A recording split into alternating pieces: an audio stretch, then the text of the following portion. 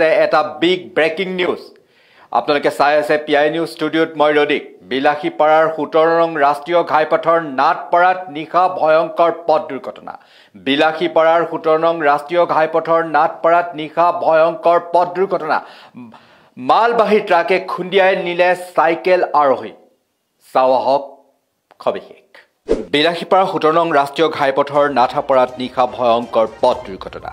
মালবাহী ট্ৰাকে খুন্দিয়াই নিয়ে চাইকেল আৰোহী। ফলত থিতাতে মৃত্যু হয় চাইকেল আৰোহীজনৰ। এতিয়ালৈকে চিনাক্ত হোৱা নাই নিহত ব্যক্তিজন।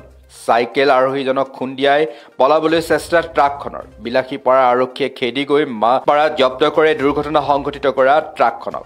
দুৰ্ঘটনা সংঘটিত কৰা ট্ৰাকখনৰ WB23F4973 ঘন কুঁৱলীৰ বাবে দুৰ্ঘটনা সংঘটিত হোৱাৰ সন্দেহ ৰাইজৰ। পিছত ঘটনাস্থলীত আৰক্ষী উপস্থিত হৈ মৃতদেহটো উদ্ধাৰ কৰি বিলাসীপাৰা থানালৈ নিয়ে।